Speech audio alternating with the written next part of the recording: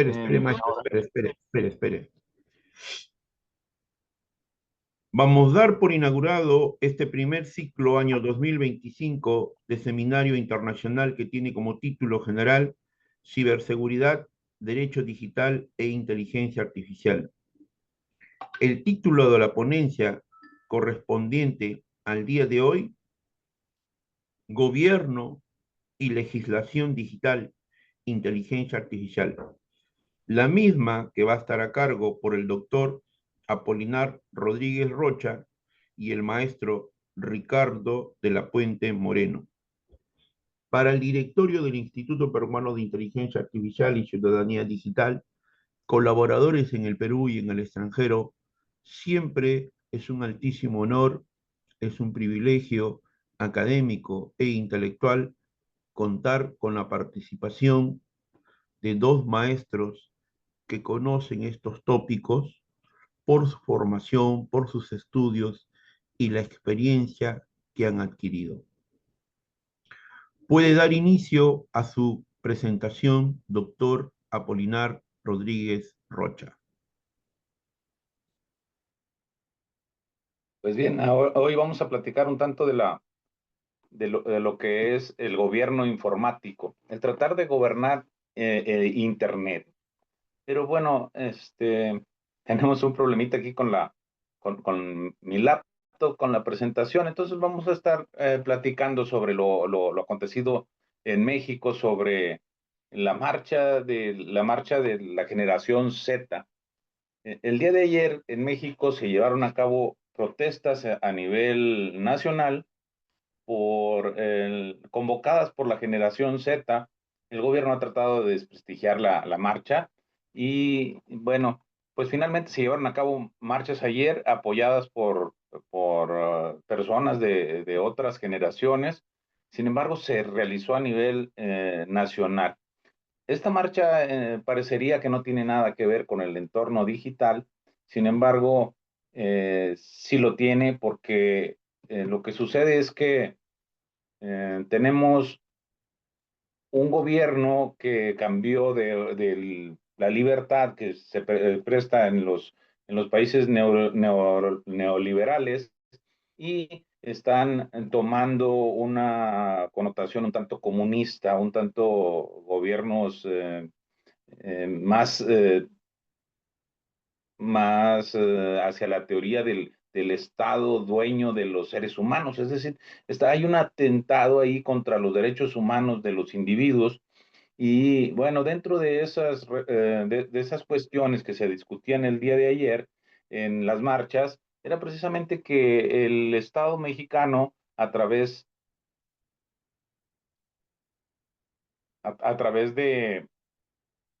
de leyes, está tratando de quitar los derechos digitales o tratar de regularlos en exceso. La situación ahí es que el Estado mexicano no tiene las facultades para hacerlo. Eh, las facultades prácticamente que les conceden los tratados internacionales, pues es el respeto a los derechos humanos de los individuos. Y dentro de los derechos humanos se encuentran precisamente estos derechos de nueva generación, que son los derechos digitales. Por esa razón, tenemos que los derechos digitales de las personas están siendo protegidas por las leyes globales, como son la Declaración de Derechos Humanos, la Declaración Universal de Derechos Humanos. Existe un principio en el cual nos basamos, que es en el principio de no regresividad, y que esto nos lleva a un derecho ya adquirido. Cuando las leyes nacionales han reconocido un derecho, entonces el Estado ya no goza de la facultad de quitar ese derecho humano. Y dentro de estos derechos humanos tenemos precisamente los derechos de nueva generación, los derechos al Internet, la libertad de Internet, el acceso a Internet, la no intromisión del Estado en las comunicaciones.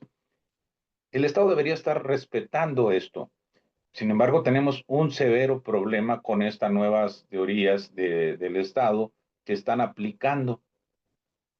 Estas teorías Son, son, son teorías. Mm, feudal, un tanto del Estado feudal. Entonces, lo que tratamos de hacer es apoyar a los ciudadanos mexicanos dentro de una asociación que se ha llamado Abogados México. Estamos a nivel nacional, estamos apoyando a la generación Z por la defensa de sus derechos. Eh, lo estoy señalando porque precisamente el hecho de hacer la defensa de tus derechos digitales no únicamente se queda en los tribunales y no únicamente se queda a nivel de Estado, sino que son los derechos ciudadanos. Entonces, los derechos ciudadanos, hay un enfrentamiento entre los derechos de facultades del Estado, deseos que el Estado tiene de control del ser humano y los derechos que tenemos como ciudadanos para acceder a, a estos. Resulta que el Estado tiene un interés severo en que no gocemos de esos derechos porque la difusión de las noticias o de malas noticias del ejercicio del poder eh, los está dañando. Tenemos otros ya ahorita antecedentes en todo el mundo de que la generación Z ha derrocado gobiernos.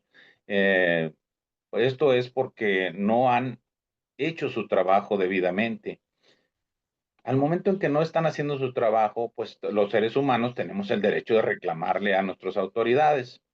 Pero resulta que las autoridades no les agrada esta situación. No les agrada que nosotros tengamos acceso a, a las vías de comunicación como es Internet, porque les golpeamos en lo que es su prestigio. Entonces el Estado empieza a bloquear nuestros derechos humanos, a reducir nuestros derechos humanos. El momento en que está reduciendo nuestros derechos humanos nos está afectando.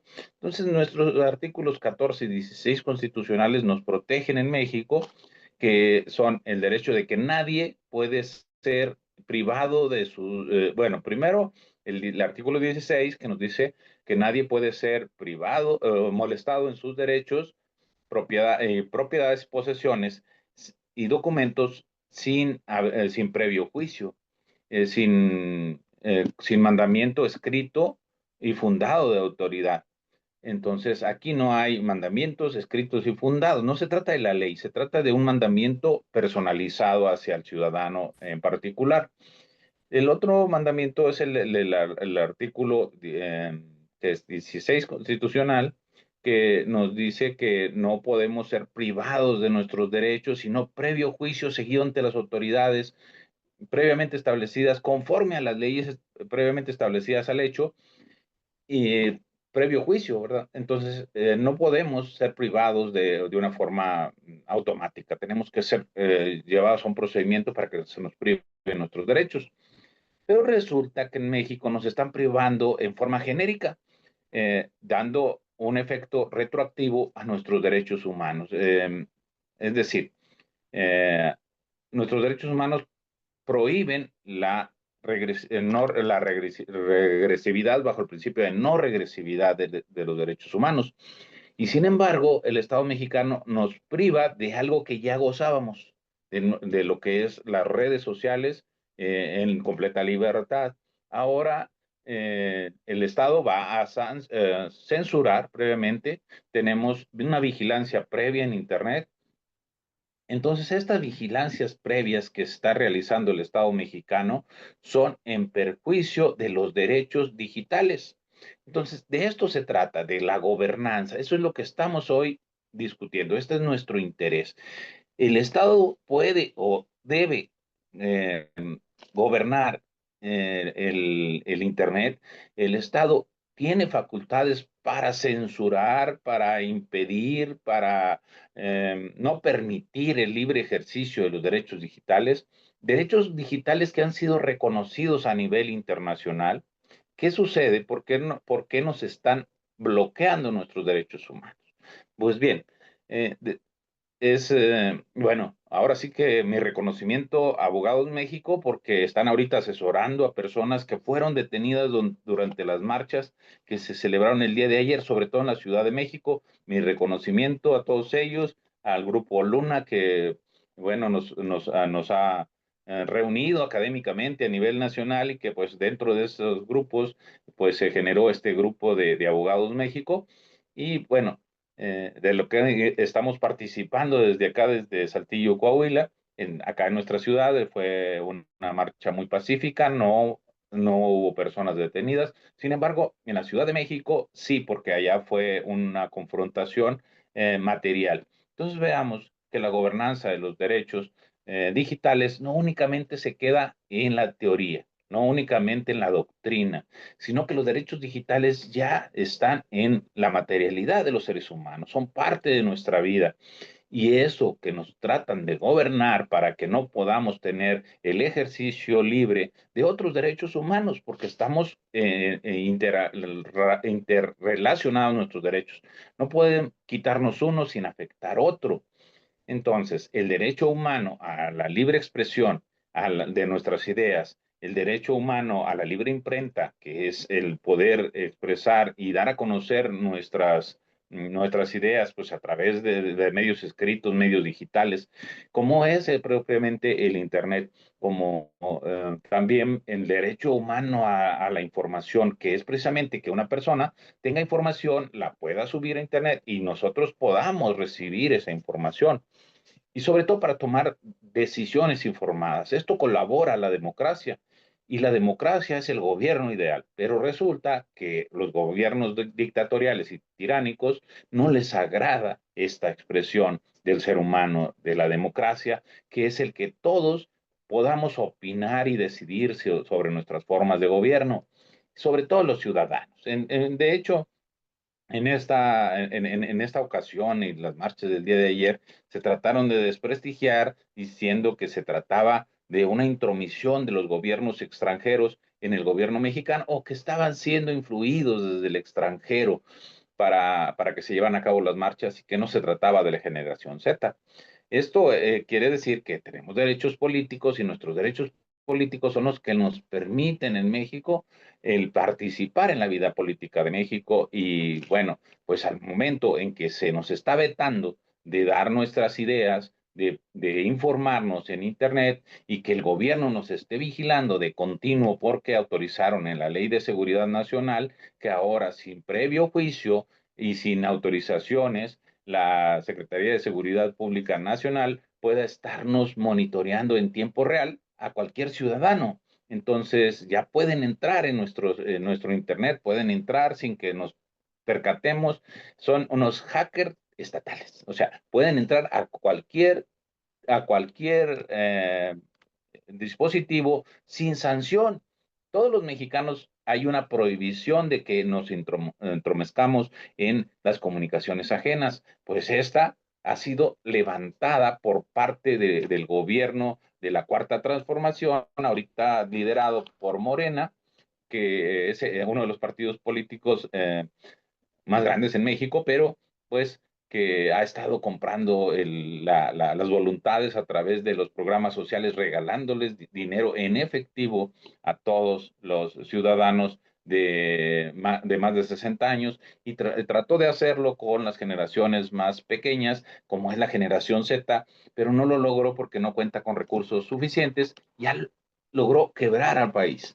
Ya estamos en quiebra. Eso, para conocimiento internacional, estamos en quiebra, y México está pidiendo a través de ellos esto que es el préstamos internacionales, y además nos censuró a los mexicanos para que podamos acudir al juicio de amparo contra esta forma de participación ciudadana, que es el amparo, para evitar que ellos pudieran ir a pedir préstamos y detenerlos mientras el Poder Judicial estudia si es o no algo benigno para el país, o están tratando de hacer préstamos sin justificación. Bueno, el saqueo a nuestro país es tremendo, pero ahora sí vamos a agarrar tema, ¿no? Ahora, bueno, ya he expresado lo anterior y mi reconocimiento a los abogados de México y a los que participaron en las marchas. Por ahí tenemos fotografías de algunos que estuvieron en las marchas. Veamos qué sucedió en este gobierno informático. Ahora, desde este tema, desde el día de ayer, que nos da una frescura, ¿no? Este tema ya lo habíamos expuesto aquí en el Instituto Peruano, ya se encuentra en YouTube parte de este material. Salvo que ahora con esta connotación del día de ayer nos va a permitir tener algo más fresco sobre las ideas que ya habíamos expresado, donde podemos ver que no estábamos equivocados en la situación de nuestras expresiones. Los derechos humanos informáticos. Los derechos humanos informáticos, también conocidos como derechos digitales, son la extensión de los derechos humanos de la Declaración Universal de Derechos Humanos al mundo digital. Estos derechos permiten a las personas acceder, usar, crear y publicar medios digitales, así como utilizar ordenadores y redes de comunicación. Algunos ejemplos de derechos digitales son libertad de expresión, privacidad, acceso a la información, derecho universal a Internet, no discriminación, educación digital, identidad. Es importante que los derechos humanos se respeten tanto en línea como fuera de Internet. Sin embargo, las tecnologías digitales también se utilizan para violarlos, por lo que es necesario protegerlos adecuadamente. Derechos humanos digitales materiales. Los derechos digitales son una extensión de la Declaración Universal de los Derechos Humanos de la Organización de las Naciones Unidas, ONU, en 2012. El Consejo de Derechos Humanos de la ONU declaró la libertad de Internet un derecho humano. Promoción, protección y disfrute de los derechos humanos en Internet. Todo esto bajo esta resolución de la resolución 38 que se menciona aquí. La seguridad de Internet, Estado garantista. El Estado debería garantizarnos esto. Exhorta en esta declaración, exhorta a los estados a hacer frente a los problemas de seguridad en Internet de conformidad con sus obligaciones internacionales de derechos humanos, para garantizar la protección en línea de los derechos humanos, en particular la libertad de opinión y de expresión, la libertad de asociación y la privacidad, especialmente por conducto de instituciones nacionales democráticas y transparentes, sobre la base del Estado de Derecho y de un modo que garantice la libertad y la seguridad en Internet, para que ésta siga siendo una fuerza dinámica que genere desarrollo económico, social y cultural. Como vemos, el impacto del Internet no únicamente es en la cuestión de democracia, y la democracia en realidad envuelve tanto la economía, las relaciones sociales y la cultura. Entonces, si nos afectan uno de estos derechos o tratan de afectar, por ejemplo, la democracia, nos impiden participar en la vida económica de México a través de Internet, de nuestra vida social y nuestra integración, y no es el desarrollo de una cultura nueva, de un Estado nuevo, de una nueva sociedad. Entonces, ¿por qué? Porque estamos compartiendo ideas de cómo es el estado ideal de sociedad de esta nueva sociedad, expresándolo y organizándonos dentro de Internet. Un planeta que hemos dividido en estados geográficos, territoriales, dotados de gobiernos propios. Un planeta invadido por la civilización humana. Todo nuestro planeta está cubierto de seres humanos. Y este entorno digital, entonces, tenemos un planeta capturado por las tecnologías de la información, por la red de redes, la Internet. Su organización ahora es codependiente a la tecnología informática. La sociedad se ha convertido en un rehén en su propia creación. Es decir, dependemos de Internet en este estado esta etapa de la humanidad. Materias que forman el objeto de la teoría del Estado. Pues dentro de la teoría del Estado, que trata de gobernar Internet y del Estado nacional, la teoría del Estado se sirve a la ciencia política en el sentido amplio, y por ello debe aprovechar los datos que le aporten las disciplinas políticas fundamentales: filosofía, política, historia política y ciencia filosófico-histórica de la política. Es decir, debemos aprender del pasado. Obviamente, si estamos hablando de la evolución del Internet, pues tenemos que hablar de las calculadoras, tenemos que hablar de las máquinas de escribir mecánicas, tenemos que hablar de los discos que eran, bueno, de los discos que utilizaban, materiales que utilizábamos antes, de las computadoras de escritorio, y pasar a la lab, pasar después a los celulares, que son una forma móvil, ¿no? De las computadoras iniciales, de las grandes computadoras que teníamos inicialmente, que pues era un edificio completo para poder llevar la inteligencia suficiente para gobernar el propio Internet. Ahora ya son mucho más pequeñas y las reducimos a un chip, y ese chip aún vamos reduciéndolo más a la nanotecnología.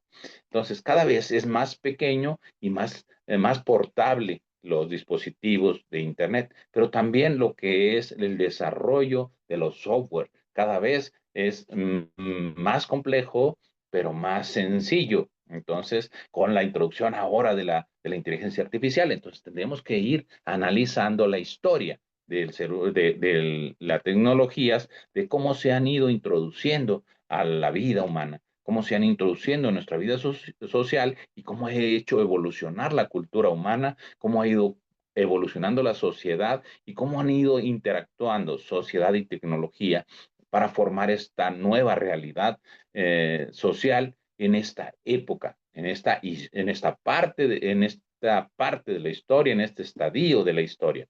Entonces, a partir de ello, tendríamos esta visión que actualizada de lo que es Internet, esta visión actualizada de esta generación presente. Ya las personas actuales, como fue la generación Z, ellos ya nacieron con el Internet, pero resulta que nosotros, la generación X, nacimos con todo lo que fue el desarrollo de la mecánica, de la tecnología mecánica, como eran las máquinas de escribir mecánicas, las sumadoras mecánicas, ¿se recuerdan ustedes? Pues después fuimos evolucionando en cada una de sus etapas, nosotros lo conocemos paso a paso, cómo se ha ido desarrollando, cómo se ha ido introduciendo en sociedad, cómo ha evolucionado el mercado, como para adquirirlo, como ahora es más sencillo adquirir los dispositivos de como era antes. Entonces, la teoría del Estado se sirve de la ciencia política en sentido amplio, y por ello debe aprovechar los datos que le aportan las disciplinas políticas fundamentales, como son la filosofía, la política, la historia política, las ciencias filosófico-históricas de la política, y también ahora, pues, el derecho digital. El derecho digital también, que se nutre de todo esto, ¿no? Porque también la tecnología tiene política, la historia tiene, hay historia de la tecnología, hay ciencia filosófico-histórica de la tecnología, y de todo esto se engarza dentro de la historia de la política, y de la historia política también ahora con la historia de la tecnología. Por razón de su objeto, que es complejo, la teoría del Estado es igualmente una disciplina compleja. Al pretender conocer especialmente al Estado, debe estudiar todos sus aspectos. Entonces, por ello, rebasar la situación de las disciplinas que solo se ocupan de uno de ellos. Tenemos entonces que están coexistiendo el Estado y la tecnología. Pero el Estado fue primero históricamente. Posteriormente nace esta tecnologías. Tenemos estas tecnologías, y ahora el gobierno trata de gobernar estas tecnologías. Por lo tanto, el fenómeno del Internet, si bien se ha desarrollado a nivel internacional y de inicio en completamente libre, era algo así como el espacio libre material físico, o como el mar abierto, donde ningún estado gobierna. Así lo era también en sus orígenes el Internet. Sin embargo, ahora ha evolucionado a gobernarse dentro del estado en el que se practican las actividades propias del ciberespacio.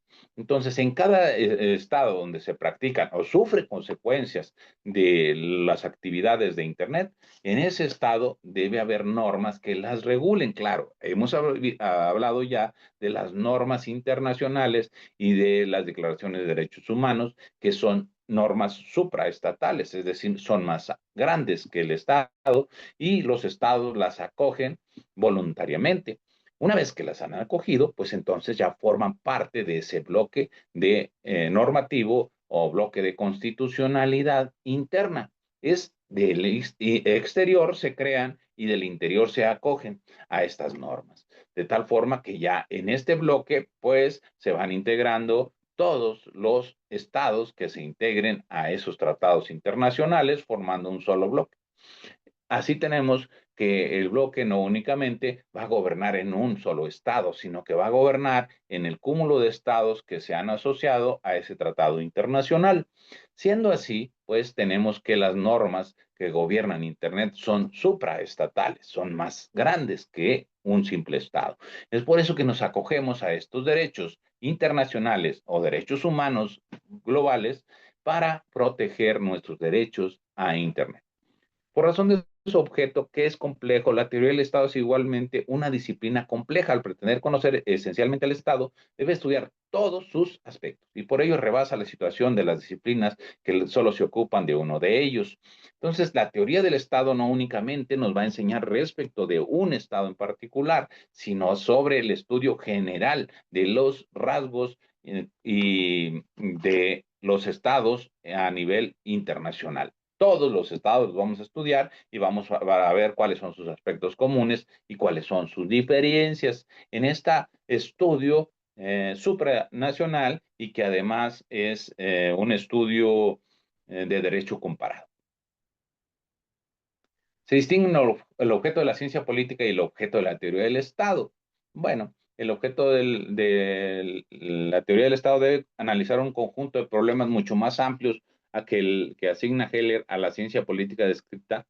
Se conforma con la descripción e interpretación de los fenómenos políticos empíricos o actuales, como el que estamos discutiendo ahora, sino que trata de buscar además de las causas próximas de estos fenómenos o causas inmediatas, sus causas primeras o remotas, e igualmente sus fines y últimos, y la justificación y explicación total de sus existencias. Claro que jamás hemos logrado al total porque no está en manos de un solo ser humano. Todas estas teorías se evolucionan bajo lo que hemos conocido en derecho como eh, estudio histórico, la dinámica del derecho. Esta esta comunicación entre teorías. Un estudioso genera una teoría, otro estudioso genera otra teoría y estas teorías se comunican y esta permite una evolución porque una teoría puede aportar algo, otra teoría puede aportar algo dentro de esta dinámica de la doctrina y nos permite evolucionar en los conceptos jurídicos, ir comprendiéndolos mejor, pero obviamente desde una sola perspectiva no puede verse el total.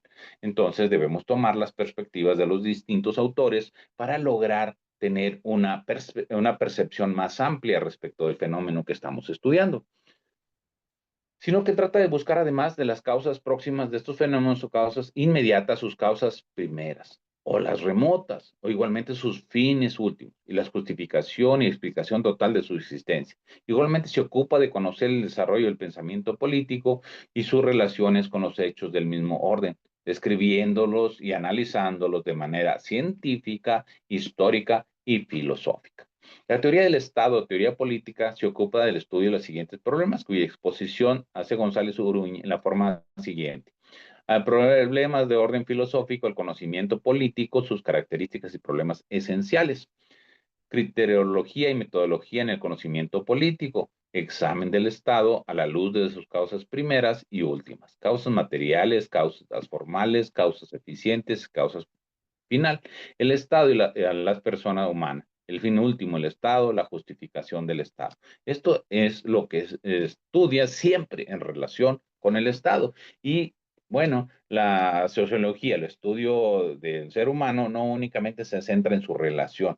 Entonces, el objeto de la ciencia política es el desarrollo de estas instituciones sociales, no únicamente el Estado, sino la interrelación, por ejemplo, de las familias, del desarrollo de parejas, de la relación de los tipos de familia, de tribus, de estados, de municipios, de todo tipo de interacción social.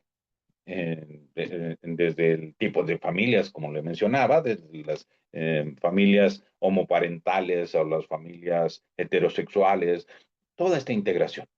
Y el Estado, pues, la tiene que estudiar para conocer el contexto de su población. Sin embargo, la ciencia política es la que lo estudia. El objeto de la teoría del Estado, pues, es la relación, esto sí, es la relación entre el Estado, siempre como como diríamos, el objeto principal de estudio, el eje sobre el que se va a dar el estudio. Y en la ciencia política no es el Estado. En la ciencia política es el ser humano en sus relaciones con otros seres humanos. Y en el Estado, sí es el Estado en su relación con todos los demás entes de la sociedad, como ejes de estudio. Se distinguen el objeto de la ciencia política y el objeto de la teoría del Estado, como lo hemos visto. El problema de carácter histórico, el origen del Estado y la formación y evolución de los diversos estados, el desarrollo histórico de la ciencia política y la influencia que han ejercido los pensadores políticos en la vida del Estado, las distintas formas de organización política a través del tiempo, en el Antiguo Oriente, en Grecia, en Roma, en la Edad Media, en los tiempos modernos, en la época contemporánea. El problema es de índole científico, el nombre, el concepto del Estado, la naturaleza del Estado, o sea, el examen del Estado desde el punto de vista analítico, sus elementos integrantes y el examen del Estado desde el punto de vista sintético, sus caracteres esenciales, organización y funcionamiento del Estado, las formas del Estado y las formas de gobierno, el origen sociológico y el jurídico del Estado y el derecho. La teoría del Estado solo puede llegar al resultado que se propone el objeto, su conocimiento formulando principios universales de validez obligatoria, si penetra dentro de la esencia de los temas, analizándolos y describiéndolos a fondo para llegar a ese resultado. Estado de Derecho, primera noción acerca del Estado en relación con el Estado, una primera noción que tiene todo hombre, noción vulgar que se obtiene por el hecho de que nosotros nos encontramos sumergidos en realidad del Estado. Nos damos cuenta de que formamos parte de la vida del Estado, no es una noción clara, nos da un panorama difuso, una noción imprecisa de lo que corresponde al concepto claro del Estado. Cuando te dicen, eres mexicano, allí es la primera noción, o estamos en México. Eso te da una noción de que estamos en algún lugar y que aquí se llama México. Yo que nací en México y por eso soy mexicano, pero todavía no sé nada más que eso, ¿no? Es una noción sumamente vaga de un ser humano. Es un niño que le acabas de decir que nació en México y que él es mexicano. Doctrinas en relación con el conocimiento del Estado. Estudiamos el desarrollo histórico de la ciencia política y nos percatamos que hay diversas posiciones para entender al Estado.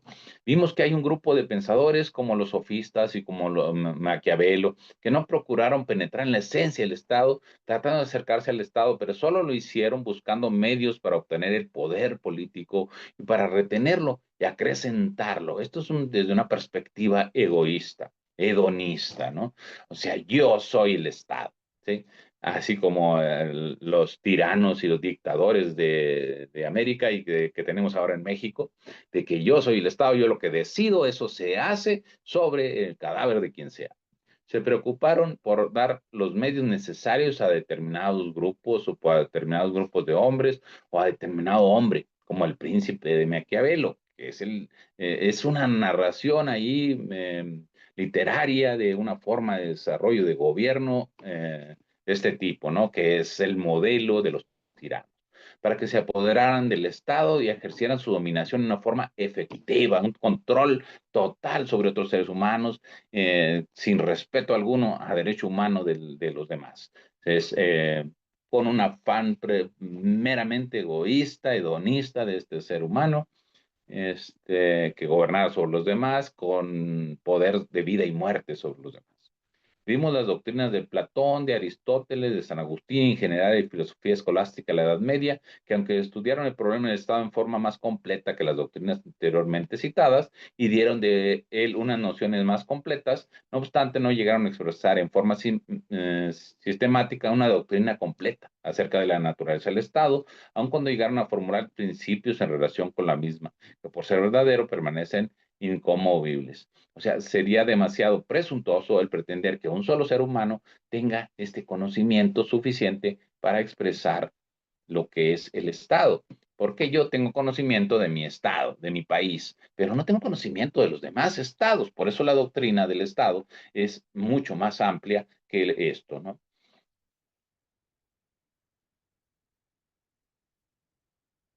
las doctrinas. Algunas corrientes catalogaron al Estado como un ser de la naturaleza y otras, como la de Kelsen, solo se ocuparon de su aspecto jurídico. De esas doctrinas dijimos que no es posible asimilar el Estado a la materia inorgánica, pues no es un ser sensible, tampoco es materia orgánica, ya que no es un ente biológico como las plantas, como los animales, como el hombre. La doctrina moderna, que se trata de desentrañar la esencia misma del Estado y encontrar sus características fundamentales, el Estado es un ente real, un ente de la cultura. Afirma la falsedad de las doctrinas idealistas como la de Jelinek, que reduce el Estado a una mera fórmula mental. El Estado no es un símbolo, sino un ente que existe en la realidad y que lo podemos conocer en todos sus diversos aspectos. Pero, pues, si estamos viendo una pequeña fracción del territorio, pues no podemos ver la otra fracción de territorio. Únicamente estamos viendo ese objeto de estudio en ese momento, pero podemos ver a un ciudadano y él es el Estado, porque está dividido el Estado territorial y el Estado como el grupo social. Entonces, si vemos a un ser humano, o dos, o tres, o cuatro, estamos viendo el Estado. Si vemos a 50, estamos viendo el Estado. Si estamos viendo a 80, estamos viendo el Estado. Si estamos viendo a 200, estamos viendo al Estado. Si me reflejo en el espejo, estoy viendo al Estado. Entonces, ¿por qué? Porque yo soy parte del Estado y el Estado sin mí puede subsistir, porque eso es parte de la dinámica social. El ser humano nace y muere y la integración de la sociedad va cambiando en constante. Entonces, yo puedo ahorita formar parte del Estado mexicano, pero el día de mañana yo ya morí y ya no forma parte del Estado. Y hay personas que van naciendo, se van integrando al Estado en forma constante y entonces la movilidad social dentro de mi Estado mexicano pues va cambiando. Y el Estado mexicano va cambiando de rostro porque van cambiando las generaciones. Doctrina moderna, que se trata de desentrañar la esencia misma del Estado y encontrar sus características fundamentales. Bueno, el Estado es una realidad, como lo estamos comentando. El supuesto ontológico de nuestra materia. El Estado es un ente de la realidad y de la cultura. La misión de la teoría del Estado consiste en elaborar una doctrina científica en relación con el mismo. En realidad no es una, sino una multitud. Y en el estudio de la teoría del Estado no podemos ahora sí que adoctrinar. No podemos decir que una doctrina es la perfección y que nos vamos a quedar con una doctrina. Hay que estudiar todas. Primera noción científica del Estado que nos auxilia. El Estado es una sociedad humana asentada en un territorio que le corresponde, en la cual existe un poder soberano que crea, define y aplica un orden jurídico para obtener el bien público temporal.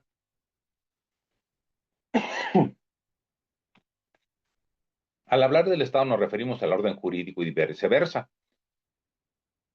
Esta teoría nos hace pensar el Estado como la normatividad desde Kelsen. Kelsen nos dice que el Estado es el orden jurídico y que sin orden jurídico no existe el Estado. Es un grupo social, pero no un Estado. Entonces, para que sea un Estado necesitamos un grupo social y el orden jurídico. Por eso nuestra definición que estudiamos, una sociedad humana asentada en un territorio que le corresponde, en la cual existe un poder soberano que crea, define y aplica un orden jurídico para obtener el bien público temporal. Y ese poder soberano reside en el pueblo, según nuestras constituciones latinoamericanas. Al hablar del Estado nos referimos al orden jurídico y viceversa. Existe la necesidad de contestar las siguientes interrogantes que plantea el profesor Luis Recassichen, a quien admiro y a mi maestro porque he tomado de él para el desarrollo de todos mis estudios de su autoría. La, ahora sí que la teoría tripartita, ¿no? Del Estado, donde lo estudia desde el punto de vista jurídico, desde el punto de vista social y desde el punto de vista del impacto psicológico, ¿no? Entonces tenemos un gobierno psicológico, un gobierno social y tenemos un gobierno en normas jurídicas. A través de las normas jurídicas regula y gobierna sobre una sociedad con un impacto sociológico, gobernando tanto lo que es la conducta humana de cognitivo del ser humano hasta su desarrollo en la realidad social.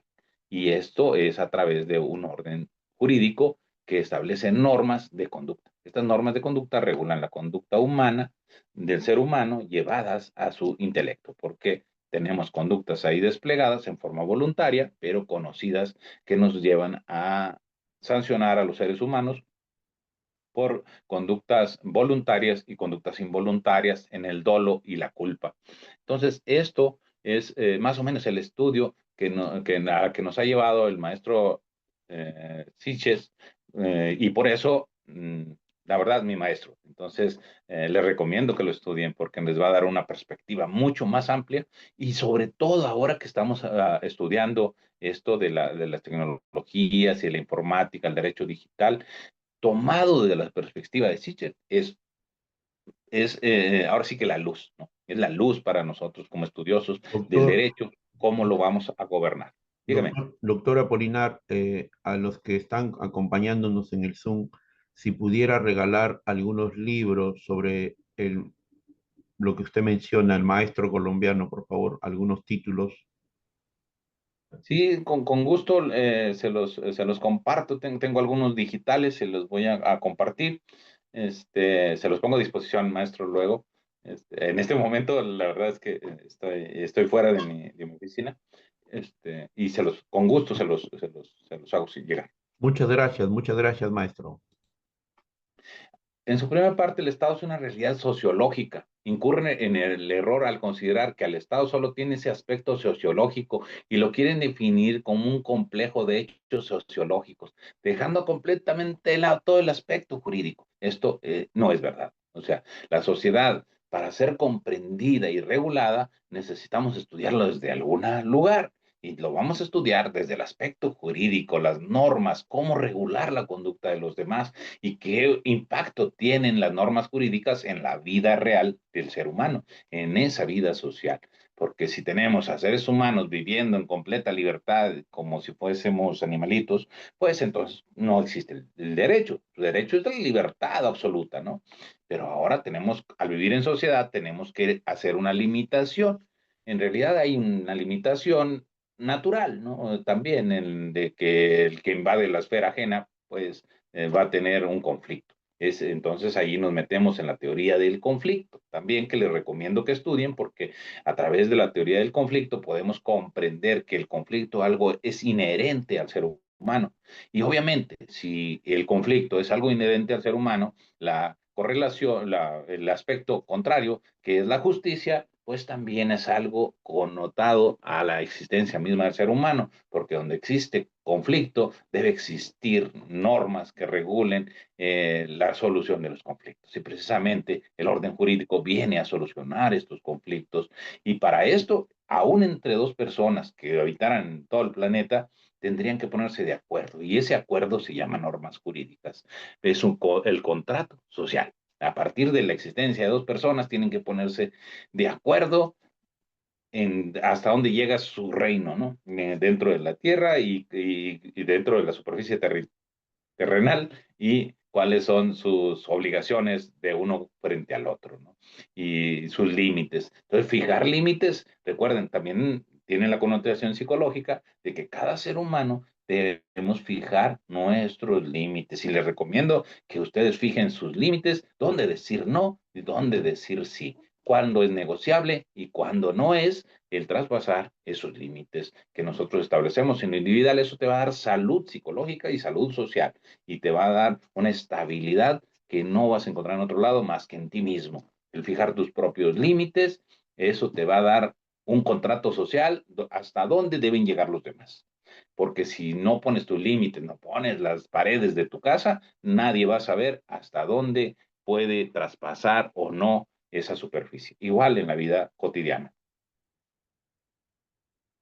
Teorías sociológicas del Estado incurren en contradicciones de índole formal cuando afirman que el Estado es un fenómeno de mando, en contradicción con la primera afirmación de que el Estado es solo un conjunto de hechos sociológicos, pues en forma disfrazada, velada, hacen referencia al orden jurídico.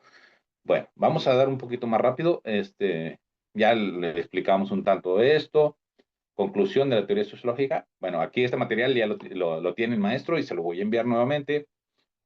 Teoría de la identidad entre el Estado y Derecho, bueno, eso ya lo explicamos, de Kelsen. Teoría de la identidad entre el Estado y el Derecho, bueno, esto de que si no existe derecho no existe el Estado, ya lo vimos también. Teoría de Kelsen, una explicada más profundamente, pero vamos a llegar a la teoría del Estado. La conclusión de esta doctrina es tratar de explicar todos los problemas propios de la realidad estatal como jurídicos. No estudia problemas sociológicos, se deja también aparte toda la decisión de política de justicia. De conveniencia, determinación de instituciones, pues considera que corresponde a la ética y la política estudiar estos aspectos. En efecto, cuando hablamos de la libertad de Internet, lo dejamos abiertos a la ética de las personas que creaban en el Internet y a los usuarios del Internet, a los prestadores del servicio de Internet, a su ética, es decir, hacerlo con un afán de buena fe, es decir, ayudar a los demás y que fuera para el desarrollo humano, sin un afán, ahora sí, que de malicia. Entonces, cuando ponemos la malicia, ahí ponemos un límite. Y decimos, bueno, esta actividad era de buena fe y esta era una actividad maliciosa. Entonces, en la política estudiar estos conceptos. Pero como vemos como la sociedad, toda la vida, toda la existencia de la humanidad, hemos tenido este conflicto entre personas que tienen buena fe y personas que tienen malicia, entre personas que tienen maquiavelismo y personas que buscamos el desarrollo y la protección del ser humano. Entonces, el humanismo y maquiavelismo son como confrontados. ¿Para qué hacen todos los temas en torno al Estado? Son temas que se refieren a la validez y vigencia únicamente del orden jurídico positivo, como si fuese una novela, un libreto. Eso es totalmente mentira. El orden jurídico no únicamente son leyes. El orden jurídico es una realidad social y debemos ver que cuando yo estoy viendo a otro ser humano, estoy viendo un ente cubierto de derechos y obligaciones. Cuando veo un padre de familia, pues sé que ese hombre, que primero, que es un varón, que tiene derechos como varón, que es un ser humano con mayor de edad, por lo tanto tiene derechos políticos. Cuando estoy viendo a ese mismo varón, estoy viendo que tiene a una persona que tiene obligaciones de darle alimento a sus hijos, porque es padre. Entonces, además tiene derechos frente al Estado, y además tiene derechos pues, laborales, porque tiene que trabajar para mantener ese niño. Entonces, cuando estoy viendo a un ser humano como tal, estoy viendo a un ente dotado de derechos y obligaciones. Eso es precisamente la personalidad jurídica. Entonces, cuando yo estoy viendo un objeto, estoy viendo una silla, pues estoy viendo que hay derechos industriales, o sea, esa persona que diseñó esa silla, pues tiene derechos para que no sea copiado su modelo. Y también tengo derechos comerciales porque alguien la compró y alguien la vendió. Y además ya está en mi casa, por lo tanto tengo un derecho de propiedad sobre ella. Entonces, cuando estoy viendo un objeto, estoy viendo un cúmulo de derechos ahí, un cúmulo de aspectos del derecho, como son derechos y obligaciones. Si yo tengo la propiedad sobre esa silla, pues entonces quiere decir que otra persona no debe ser propietario de esa silla, solamente yo, y que yo soy el que tengo la autoridad sobre esa silla para poder desplazarla o no, o destruirla incluso, porque es parte de mi derecho de propiedad el abusar, ¿no? Entonces, este abuso es destrucción. Pero pues es el derecho de propiedad, pues el derecho exclusivo que gozo sobre los objetos que me pertenecen y sobre mis derechos, ¿no? Entonces, pues eso es más o menos la idea. Cuando veo un objeto, cuando veo una persona, pues todo está cubierto de este afán jurídico de derechos y obligaciones. Pero bueno, también cuando estoy estudiando el Estado, ¿para qué hacen todos los temas en torno al Estado? Son temas que se refieren a la validez y vigencia del orden jurídico positivo. Así dicen que el territorio, la esfera espacial de validez del orden jurídico positivo, es decir, el territorio de vigencia de jurisdicción de ese Estado, que la población es la esfera de personal de validez del mismo orden jurídico positivo, es decir, todas las personas que se encuentren dentro de ese territorio se encuentran obligadas por las normas jurídicas que ha dado ese gobierno. Entonces, pero bueno, tenemos una excepción en la aplicación extraterritorial de estas leyes a cuestiones como son las cuestiones de los barcos, de los aviones y las misiones diplomáticas. Allá donde existe una misión diplomática, allá está también el Estado. Que la soberanía es la cualidad del orden jurídico. La soberanía es este poder que tiene un ser humano, un ente ficticio como es el Estado, porque es ficción, encarnado en un ser humano, es la cualidad del orden jurídico, de ser supremo y total, que los de origen del Estado son los mismos signos de la producción del Estado. Es decir, quien dicta las normas es también el que tiene el poder de hacerlas cumplir. Y finalmente, la afirmación que este orden jurídico también puede denominarse voluntad del Estado. Se dice que es la voluntad del Estado porque antes había grandes asambleas en Roma para dictar cuáles eran las normas jurídicas de convivencia en Roma. Pero esto, pues, ya nos llevó a la representación, es decir, como no podemos tener todos los mexicanos, somos 120 millones, pues no podemos tener una asamblea. Entonces, pues la única forma es reducirnos a la representación. Los pobladores del estado de Coahuila tienen que votar en favor de uno, dos, tres representantes, diputados, para que vayan e integren la Asamblea del Congreso Nacional. Pero allá va nuestra voluntad, como nuestro representante decida, así va a ser. Y pues bueno, algunos nos han traicionado, ahora muchos, ¿no? Ahora son muchos. En Coahuila no, gracias a Dios, es la único estado que tenemos, la mayoría son de otro partido y ahorita están protegiendo los derechos individuales, que bueno, tenemos ahí críticas individuales para algunos, pero en su forma de gobernar individual, pero ahorita en forma colectiva, pues han estado participando en defensa de nuestros derechos humanos frente a la mayoría que integran la cuarta transformación de partidos aliados por allá y en el Congreso, y que pues ahí están dándose duro, ¿no? Que ya todos están conociendo. Muy interesante, les recomiendo que vean ahora sí que las sesiones, no por la algarabía que se genera, sino con el contexto de esto de mayoría, minoría y cómo se tienen que hacer la defensa de los derechos humanos, por desgracia, que no han predominado, que no nos han estado dando duro en cuanto a nuestros derechos humanos. También por eso es que les recomiendo que vean estas sesiones que son públicas, hasta ahora, que son públicas y se encuentran libres en Internet. Estas sesiones del Congreso Federal, tanto de la Cámara de Diputados como en la Cámara de Senadores, incluso las discusiones en lo que es la Suprema Corte de Justicia de la Nación, donde nos han estado dando duro a los derechos humanos y nos están quitando y limitando nuestros derechos humanos en México. Esto impacta no únicamente a los mexicanos, porque recuerden, gobierna todas las personas que están en territorio, incluso los extranjeros que vienen de paso, y los que vienen de turistas, y los que vienen a trabajar. Esos también están siendo gobernados por este grupo de la Cuarta Transformación. En el momento en que ingresan a México y pues renuncian a muchas de sus normas de su país de origen y asumen las del territorio donde están pisando. Entonces, están siendo gobernados por ellos. El cibergobierno es mucho más amplio. O sea, es el planeta completo. El Internet gobierna en todo el planeta, pero su, su, su actividad ha llevado a una vida más difícil, imperceptible, gradual, una inmigración humana del estado territorial al espacio virtual, donde estamos ahorita interactuando, ¿no? O sea, yo estoy expresándome, ustedes me están escuchando, y esto es el espacio virtual, la área virtual. No la vemos porque pues, viaja en el espacio, ¿no? Antes utilizábamos cables y viajaba por cable, ahora no, ahora es inalámbrico. Entonces, eso es el espacio virtual. Por eso es virtual, no lo podemos ver, no está perceptible a nuestros sentidos. ¿Por qué virtual? Pues porque no lo podemos tocar, no lo podemos ver, no lo podemos, bueno, no lo podemos escuchar cuando está viajando, ¿no? No lo podemos probar, no sabemos a qué sabe. Entonces, lo que no es virtual, lo que es material, pues lo podemos tocar, lo podemos probar, lo podemos ver, lo podemos escuchar. El ciberespacio no lo podemos ver, ¿no? No lo podemos tocar, no lo podemos saborear, no lo podemos escuchar, no lo podemos, ¿sí? O sea, hasta que se materializa en un dispositivo. Entonces, eso ya es, el dispositivo es material y también el escuchar de otro dispositivo. O sea, son varios dispositivos. Tuvimos que ir conociendo pues, que tenemos un micrófono, pero también tenemos un dispositivo de audio, es decir, que reproduce los sonidos para escucharlos, y una cámara, ¿no? Son dispositivos distintos que fueron uniéndose para hacer nuestros dispositivos actuales, ¿no?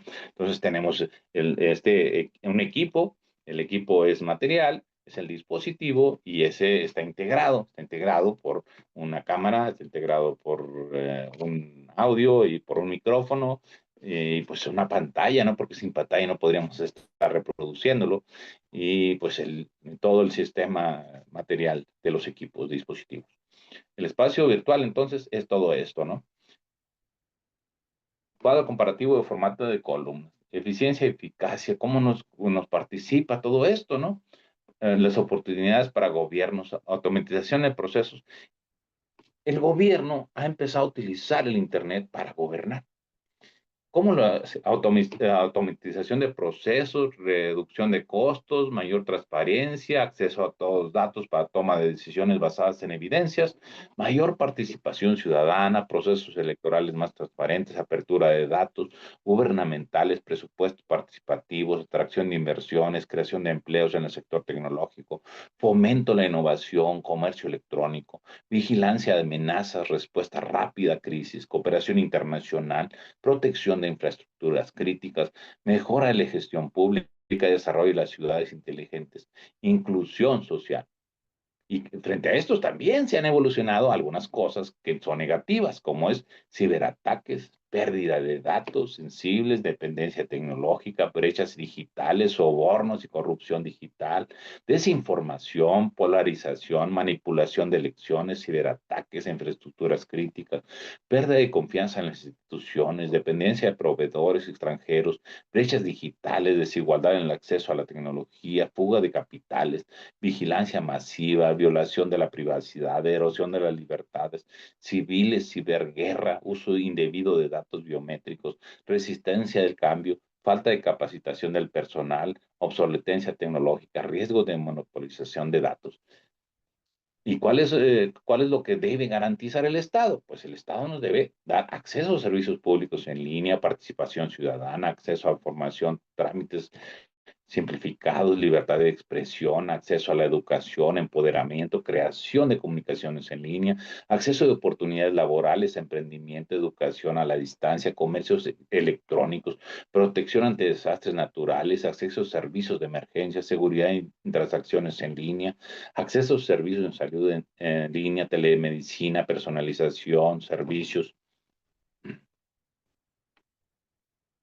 y protegernos. Nos debe proteger frente a riesgos para los individuos como ciberacoso, robo de identidad, vigilancia masiva, manipulación de información, discriminación algorítmica, adicción a las redes sociales, aislamiento social, exposición a contenidos inapropiados, pérdida de privacidad, desempleo tecnológico, brecha digital o discriminación algorítmica, prevaricación laboral, precarización laboral, vigilancia estatal, pérdida de privacidad, manipulación de la opinión pública, exposición a riesgos en línea, phishing, malware, pérdida de habilidades sociales, dependencia tecnológica, problemas de salud mental, relación con el uso excesivo de dispositivos.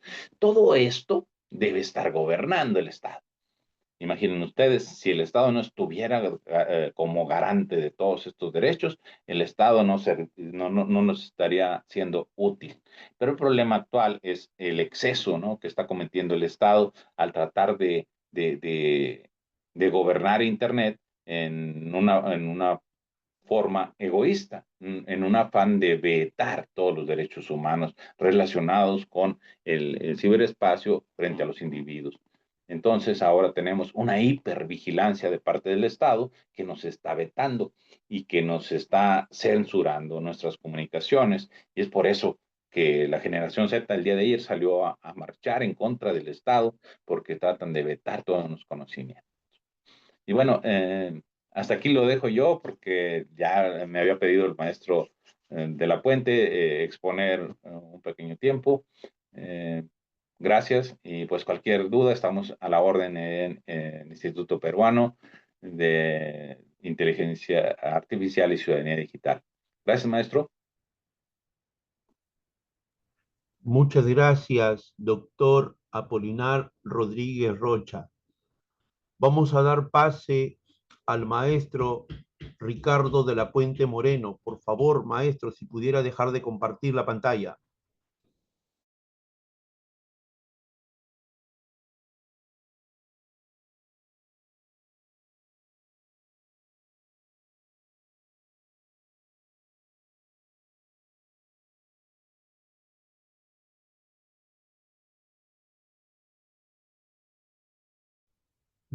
Maestro Ricardo, ¿nos escucha?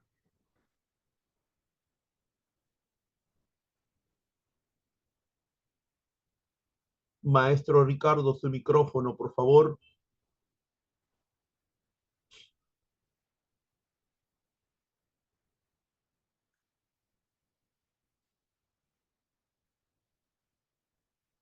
Su micrófono, Ahora maestro. sí, una Ahora disculpa. sí, Hola, muy buenos buenos días. días, le damos la bienvenida. Vamos a continuar con este seminario internacional. Puede hacer uso de la palabra, maestro Ricardo de la Puente Moreno. Gracias, buenos días. Espero que se encuentren muy bien. Su servidor, Ricardo de la Puente Moreno, servidor. Le agradezco de antemano al Instituto Peruano de Inteligencia Artificial y Ciudadanía Digital la invitación nuevamente y al doctor, como siempre, al doctor Apolinar Rodríguez, el que me haya antecedido y que me haya permitido ya el continuar con esta charla. En mi caso particular, bueno, eh, como algunos ya me conocen, ya he narrado un poquito de mi experiencia y pues brevemente el objetivo de mi ponencia o de mi charla, vamos a llamarle, yo me voy a basar en aspectos muy prácticos. Va a ser más bien en cuanto a qué nos referimos con gobierno y legislación digital y cómo ha sido esta implementación en algunos países de Latinoamérica. Entonces, inicio. ¿Qué significa la transformación digital y legal en la administración pública? Básicamente es adoptar tecnologías digitales y cómo todas estas deben de ser en su momento, cómo deberían de beneficiar a la ciudad, tanto a la ciudadanía como al gobierno. Entonces, como ustedes saben, el adoptar tecnologías es reemplazar procesos tradicionales del papel o presenciales por sistemas electrónicos, lo cual, entre otras múltiples situaciones, es cambio en la prestación de servicios, automatización de procesos internos y situaciones las cuales deberían de beneficiar tanto al gobierno como en su momento a cada uno de los gobernados que puedan existir en nuestros países respectivos. Esto también significa, como ya lo mencionó en su momento el doctor Apolinar, el que se deben de crear redes seguras, servidores, centros de datos gubernamentales y en su momento el que estos sistemas de identificación digital sean más accesibles tanto para los ciudadanos, los cuales en su momento pueden hacer uso de estos servicios, así como las diferentes gobiernos. Una parte, uno de los puntos medulares de todo este sistema es el lograr la interoperabilidad entre los diferentes sistemas para hacerlos únicos. Es decir, que si usted va, digamos, en el caso de México, en donde existen 32 estados, en ese tiempo decían 32 estados y un distrito federal, hoy día Ciudad de México, es que cada uno de estos estados se puedan interconectar entre sí de tal forma que puedan compartir información y se dependa menos de estar yendo tanto a una oficina para ir a repetir un proceso que que se puede realizar desde una manera central. Y como como un ejemplo a seguir, y que lo van a ver un poco más adelante, es el caso Chile. En el caso del país de Chile, para mí fue muy agradable durante la investigación que realicé, el ver que ellos cuentan con algo que le llaman la clave única, y en donde un ciudadano, con su usuario y contraseña puede acceder hasta 1,787 trámites diferentes de impuestos, salud, educación, necesidad de empleo, todo ello, y todo esto lo realizan desde un portal único, sin ir físicamente a ninguna oficina. Esto para mí fue muy revelador, fue algo bastante, ¿cómo llamarlo? Bastante inédito. De hecho, yo pensaba que no podía existir esto. Los ejemplos normalmente nos llegan de Europa o nos llegan de Norteamérica, en donde ellos sí han implementado exitosamente este tipo de situaciones, de este tipo de trámites. Sin embargo, el ejemplo chileno quizás sea uno de los mejores ejemplos a seguir, en donde no solamente ha sido el hecho de contar con una legislación y que a partir de esta legislación parta todos nuestros esfuerzos informáticos en su momento para implementar este tipo de medidas. ¿Cuál es el detalle? En unos momentos más mostraré un poco de estos ejemplos que hay en Latinoamérica. Ahora, ¿por qué es importante para Latinoamérica el que se aplique este tipo de medidas? Simplemente porque América Latina como tal tiene una larga tradición de trámites complejos y lentos. La digitalización es la oportunidad de quitar todos estos procesos obsoletos, hacerlos menos, acercarlo tanto para el gobierno como en su momento para los ciudadanos. Y pues yo pensaba nada más que en México era el único lugar donde había una gran burocracia histórica. Sin embargo, como parte de la investigación, resultó que en toda América Latina esto es un ejemplo común. Ahora también una de las esferas o uno de los puntos es el combate a la corrupción, ya que con los sistemas digitales en su momento al realizar todos los trámites desde un portal único o desde una serie de portales, se deja siempre un rastro auditable, es decir, se puede definir cuándo se realizó, a qué hora se realizó, desde qué IP, y la IP a su vez nos puede conducir desde qué área geográfica, desde qué dispositivo, o inclusive, como ustedes lo saben, mediante geolocalización, el saber en dónde se realizó este tipo de trámites. Es decir, todo lo que, bueno, con algunas excepciones tengo que decir, todo lo que realizamos nosotros dentro de Internet en su momento puede ser rastreable.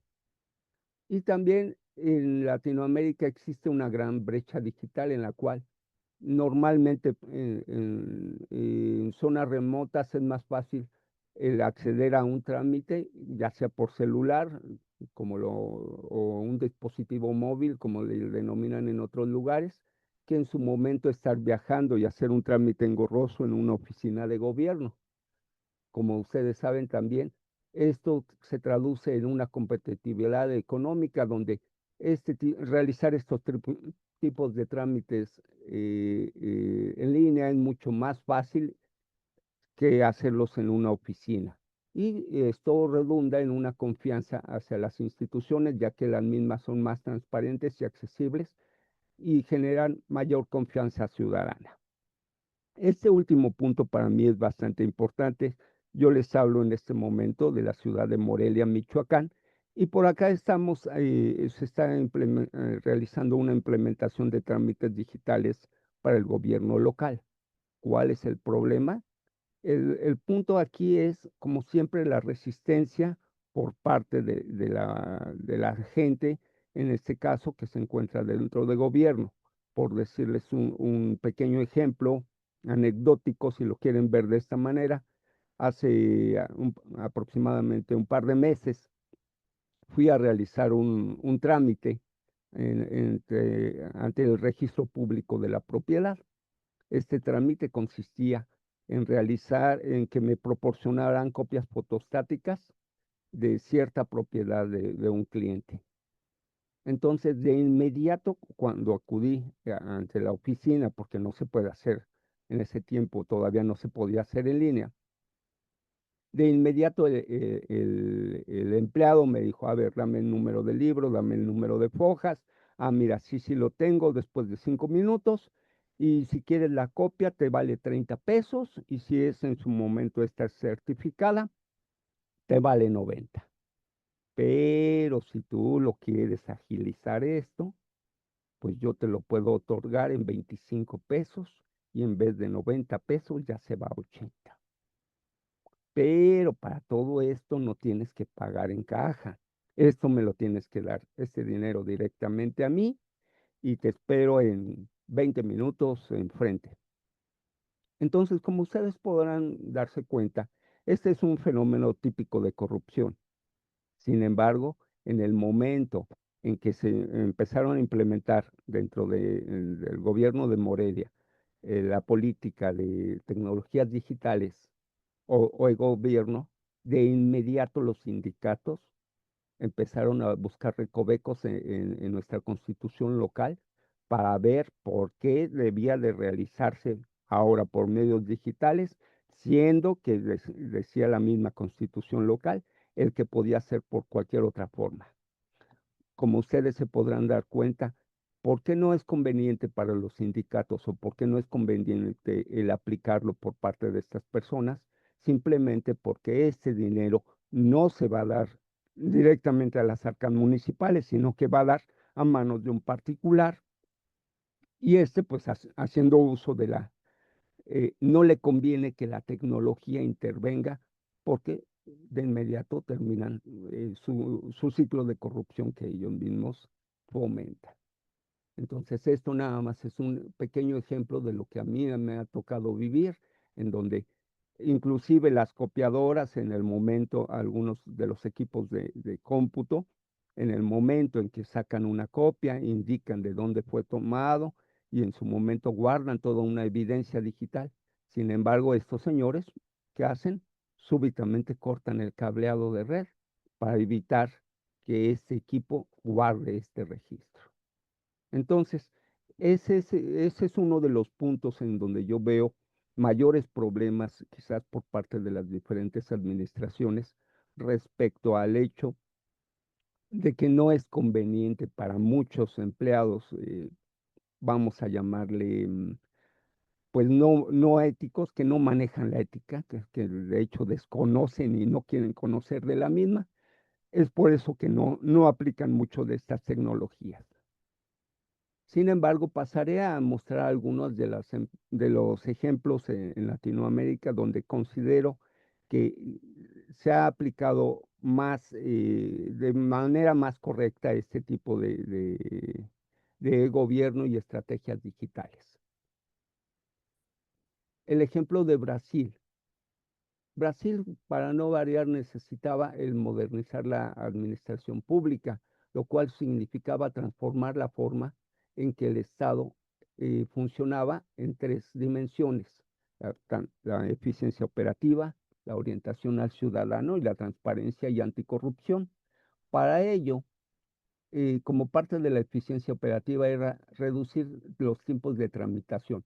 Normalmente, como cualquiera habrá hecho algún trámite digital o un trámite normal, es de semanas a meses, a minutos o en su momento horas.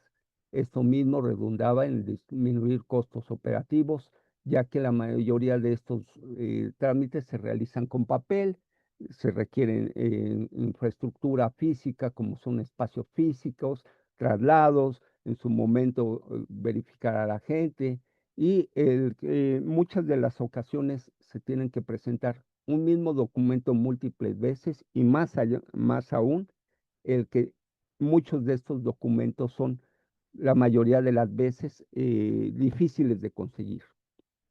Entonces, de tal forma que aquí lo que hicieron es diseñar servicios pensando en la experiencia del usuario, es decir, hacer las cosas de una forma más fácil para el ciudadano en vez de la conveniencia burocrática, que es el hecho de que normalmente facilitaban las cosas para el burócrata, no así para el ciudadano. De hecho, como ustedes saben, la mayoría de estos servicios son una disponibilidad 24/7, que significa 24 horas al día. Durante 7 días a la semana se pueden realizar este tipo de trámites y no estamos limitados a horarios de oficina, además de la facilidad de accesar desde cualquier otro lugar. Y como ya lo indiqué en su momento, para evitar las áreas de anticorrupción, es la trazabilidad digital la cual nos indica que en todo momento puede ser rastreable cuándo se realizó dicho proceso, desde qué equipo, qué usuario. Algunos de estos sistemas, inclusive en Brasil, son mediante accesos biométricos, es decir, pueden rastrear la cara, pueden rastrear en su momento huella digital. Son situaciones que en su momento redundan en que todo esto sea más difícil que en su momento pueda ser atacado o sea ciberatacado. Para ese efecto, en Brasil existe la Ley General de Protección de Datos Personales, los cuales, la cual está vigente desde agosto de 2018 y establece normas claras y precisas para el tratamiento de los datos y aplica sanciones rigurosas para las empresas que no cumplan con estas regulaciones.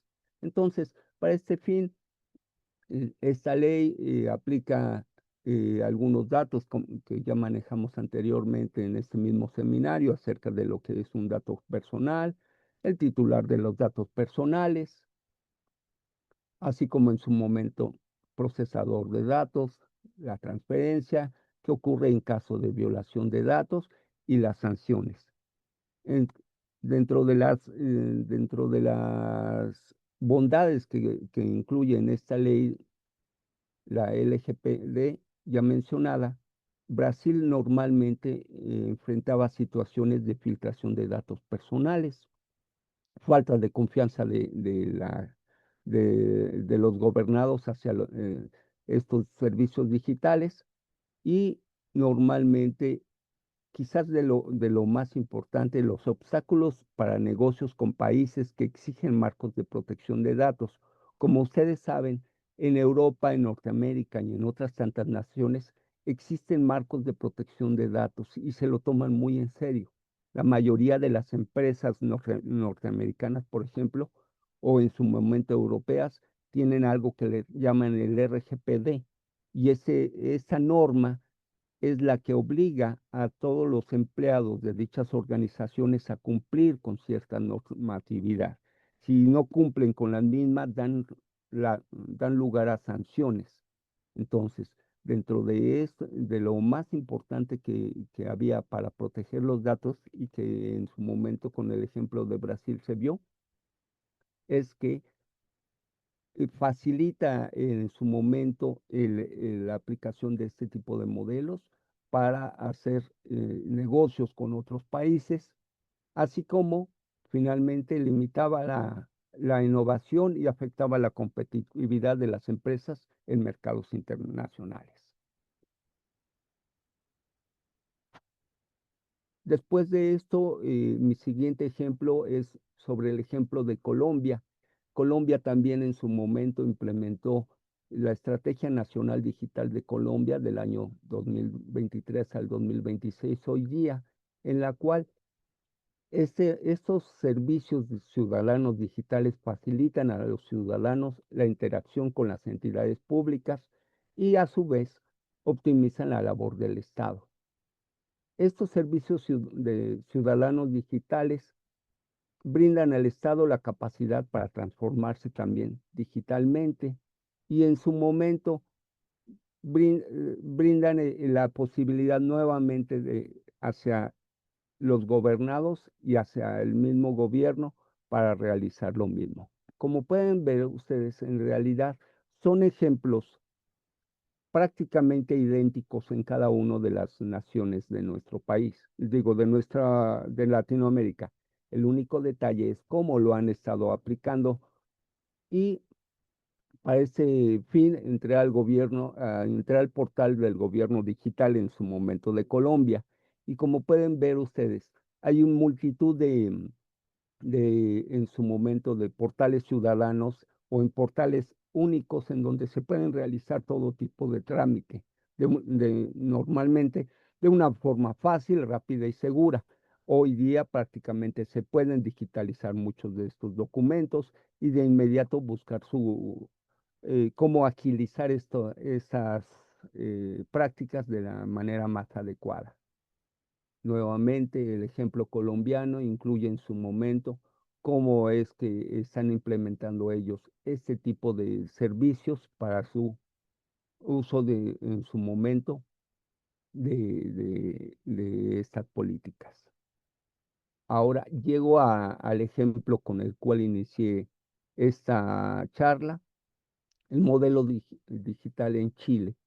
Para mi punto de vista, es un modelo que sería muy útil de implementar en todos nuestros países, sin menoscabar el ejemplo que en su momento se realiza tanto en México como en su momento en Perú.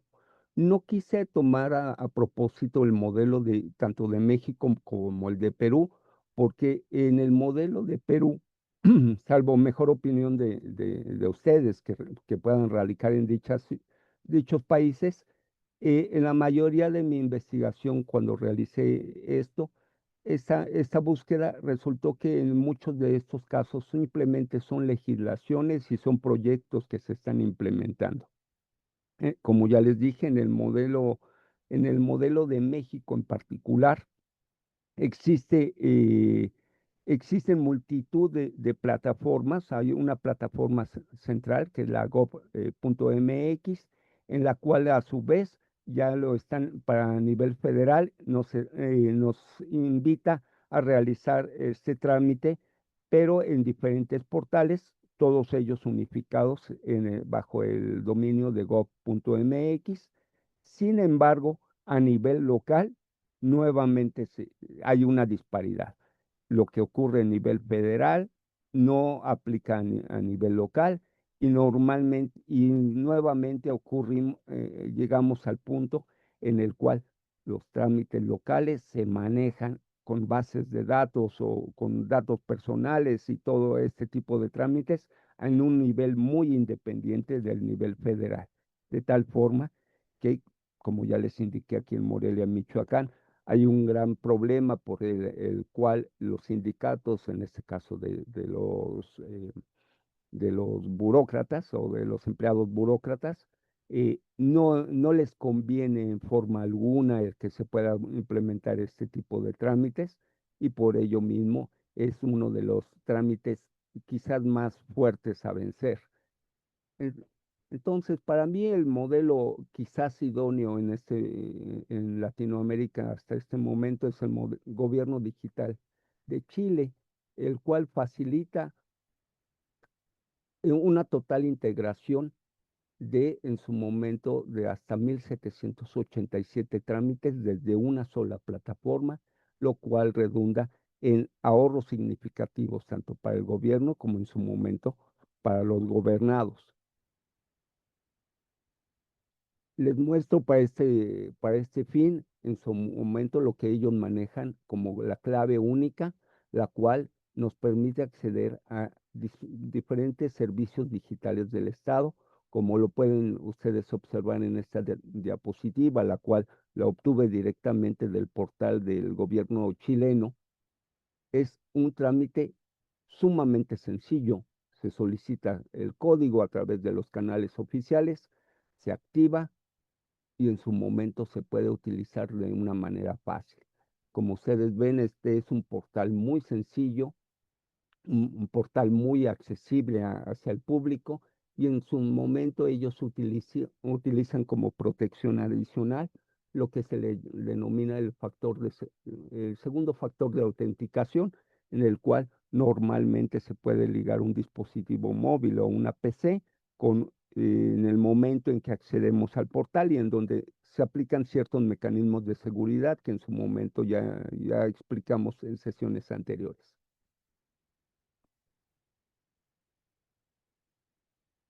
Nuevamente muestro los números que en su momento en estos portales narran.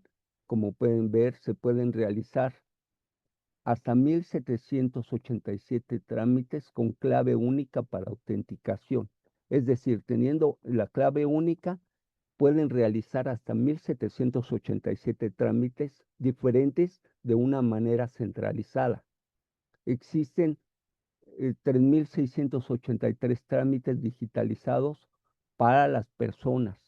Y con esto no estoy hablando simplemente de los trámites externos, es decir, del ciudadano hacia el gobierno, más los trámites internos que normalmente no son informados. Y como lo pueden ver, Chile tiene hasta este momento, hasta hace unas horas, 16.061.244 claves únicas activadas entre su gobierno y su población, lo cual para mí es un gran ejemplo de una adopción exitosa por parte del gobierno. Aquí en la Ciudad de México, digo, aquí en el país de México, normalmente existen, como ustedes saben, numerosas claves diferentes que se utilizaban. En algún momento se implementó la clave única de registro de población, la famosa CURP, la cual prometía ser una forma idónea de nada más con la cual cada uno de los ciudadanos iba a ser identificado similar a la clave única. Sin embargo, se ha mostrado que no funciona y de la misma forma para otros trámites ya se utiliza el Registro Federal de Contribuyentes, el famoso RFC. Sin embargo, existe otro más que le llaman la INE y sin embargo existe otro más. Entonces, ese es el punto. Para mí el ejemplo chileno es un modelo a seguir porque con la clave única, como lo pueden ver usted, se puede hacer un sinnúmero de trámites de la mejor manera y por si la gente en su momento, de dónde partió todo esto, es acerca de la Ley de Transformación Digital del Estado, el cual fue publicada en 2019 y entró en vigencia en 2022 y lo cual es un ejemplo a seguir, yo, para mi punto de vista, en todo Latinoamérica. Y finalmente, para todas aquellas personas que en su momento no pudieran saber cómo realizar estos trámites, existen en su momento guías y cursos de capacitación que habilitó el mismo gobierno para toda su población de tal forma que ellos supieran implementarlos y realizarlos de la mejor manera. Esto es básicamente lo que yo les venía a comentar el día de hoy.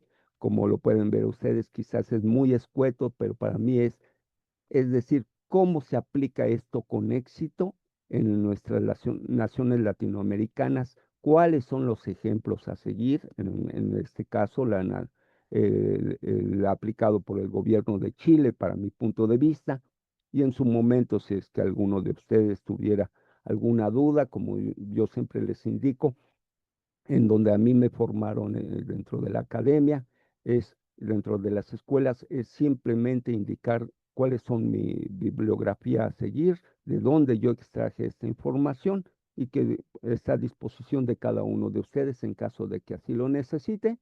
Y nuevamente les agradecería si tuvieran alguna duda, aportación, alguna rectificación que hacerme, porque de ninguna manera pretendo tener toda la información o que todo esto que les estoy diciendo en su momento pueda ser actualizado y en su momento debatido. Pongo a disposición mi correo electrónico y agradezco como siempre al Instituto Peruano de Inteligencia Artificial y Ciudadanía Digital la invitación, así como en su momento a la universidad en donde realicé mis estudios de maestría. Y ahora sí, estoy a disposición de todos ustedes si en alguno de ustedes quisiera hacer alguna duda o algún comentario. Muchas gracias, maestro Ricardo de la Puente Moreno. Los que los están acompañando en el Zoom en vivo, ¿desean formular alguna pregunta, alguna duda, alguna consulta, hacer uso del servicio del chat o con sus micrófonos, por favor?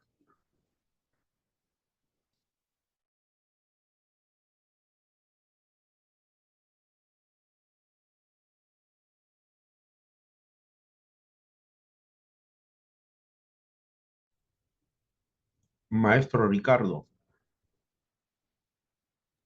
Mande. al ejemplo que usted nos pone de Chile en relación a México, Perú, yo también diría como paradigma para mí China, el gobierno de China. Podemos o no estar de acuerdo con su forma de gobierno, con su ideología y cómo lleva su política exterior en el mundo, pero cómo ellos han avanzado con propuestas, con políticas públicas claras, con políticas de inversión en su país y particularmente, voy a la pregunta, en México, en Perú, debe priorizarse una educación de la ciudadanía digital, debe priorizarse la formación desde las primeras edades, niños, jóvenes, adolescentes, a que aprendan sobre las competencias digitales, a que aprendan a utilizar herramientas digitales.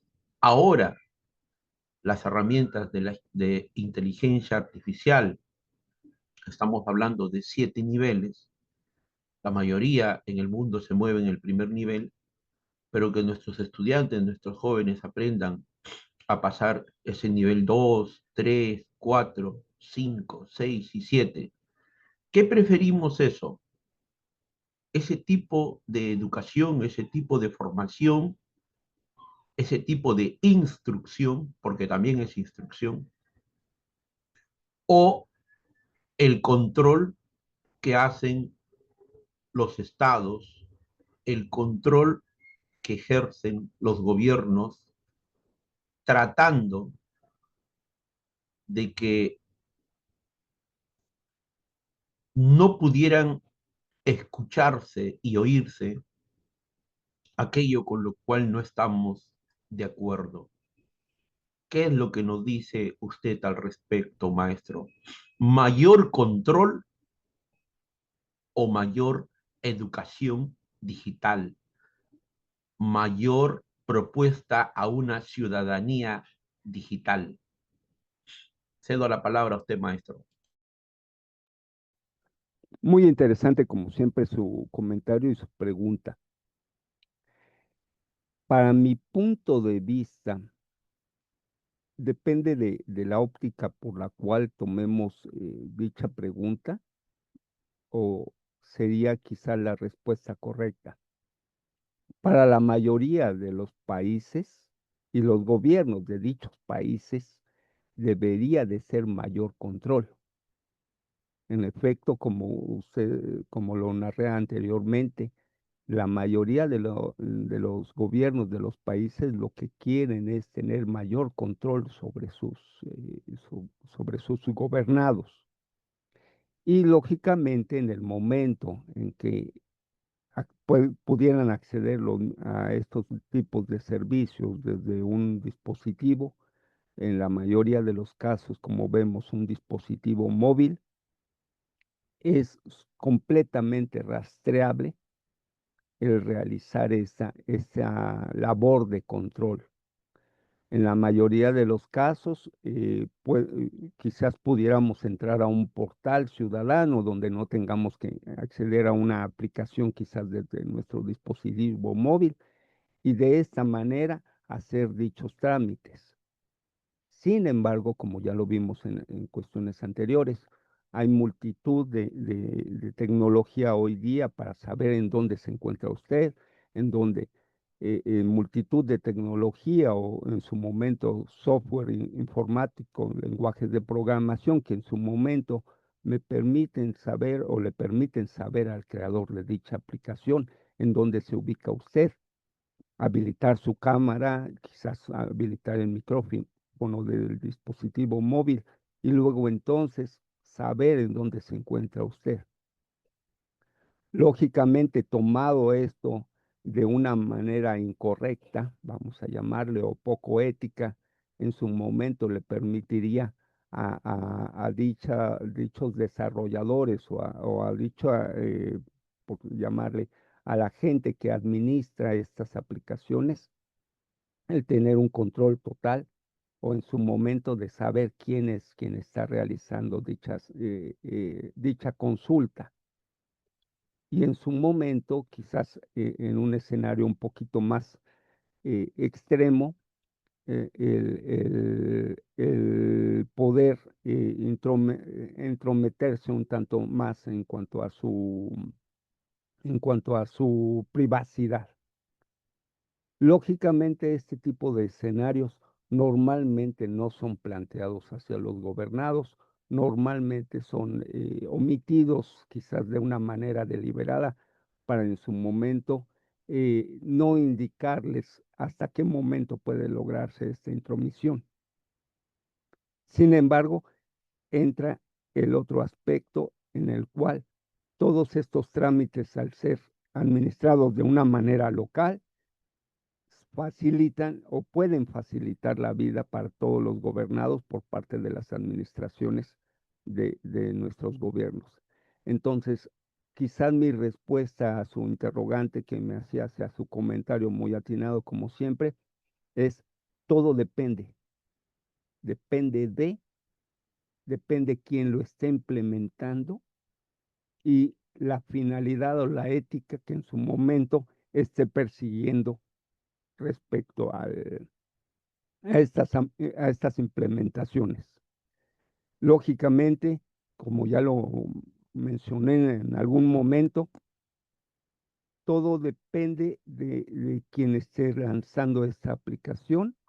Si es para gobierno, lógicamente sí se puede ser implementado, vamos a llamarle, de una forma no, una forma de control, vamos a llamarle, un control hacia, en su momento, hacia sus gobernados, hacia quien pudiera ser un disidente, a quien pudiera ser un sujeto de interés para el mismo, pero por otra parte también pudiera ser implementado en forma legítima para en su momento el simplificar estos trámites. Entonces, yo me quedaría quizás con ese pensamiento de yo esperaría que los gobiernos pudieran actuar de manera, en su momento, de manera clara, de manera legítima, hacia el favor de sus gobernados, aunque también tengo mis fuertes dudas de que ocurra siempre de esta manera.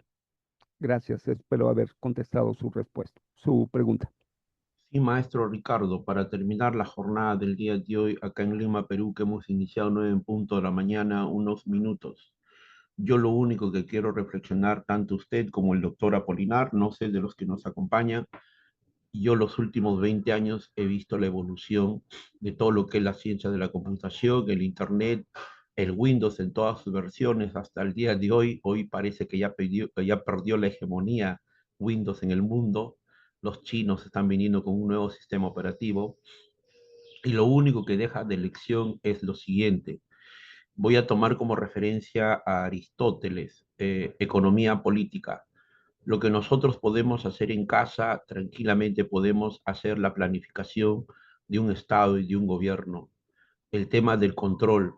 Si yo en casa estoy con mi esposa, en casa estoy con mis 3 hijos, ¿qué prefiero? ¿Control? ¿Qué prefiero? ¿Apagarles el Wi-Fi? ¿Apagarles el servicio del Internet? ¿No darles la conexión cableada en RJ45? ¿Qué quiero? ¿Un total control hacia ellos? Pensemos los que estamos acá. Yo como padre, con mi esposa, lo que preferimos es educación, lo que preferimos es ciudadanía digital, lo que preferimos es libertad. Solamente podemos educar al hombre del mañana, solamente podemos formar al abogado del mañana cuando se dé las condiciones, se dé las circunstancias de formación de su pensamiento libre, con condiciones, con capacidades, cuando permitamos que desarrolle sus potencialidades. Y ahí hay una contradicción, refiriéndome a Aristóteles, el mejor ejemplo que él pone como padre de la economía política: si yo quiero administrar y quiero gobernar, demos el otro lado.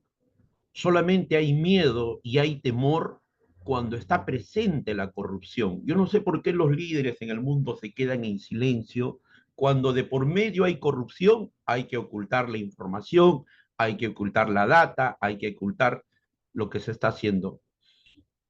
En mi práctica, en los 20 años que ha visto la evolución de las ciencias de la computación, de todo lo que venimos haciendo en este instituto, es libertad,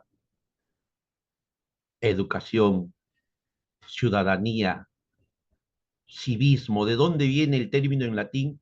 Ciudadano, el hombre que sabe vivir en civis, en ciudad, el hombre que sabe respetar las normas, su voluntad, su decisión. Todos los gobiernos del mundo, todos nuestros gobiernos se equivocan en querer ejercer control. Primero es educación, primero es la formación integral, primero es la formación del hombre, educar al hombre oportunamente todo cuanto tiene de hombre del Renacimiento italiano. Nosotros tomamos ese lema.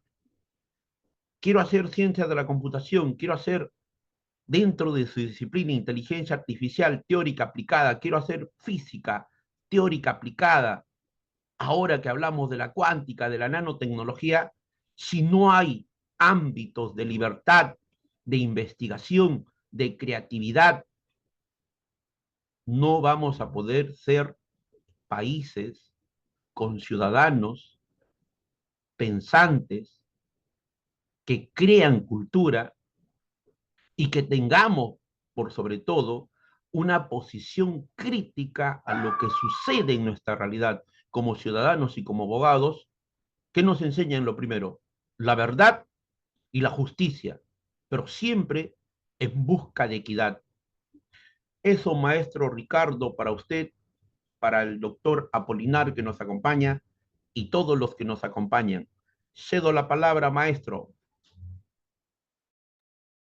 En efecto, estoy completamente de acuerdo con usted y pues le agradezco mucho sus comentarios y también es mi deseo que ocurra de esa manera. Muchas gracias. Es cuanto.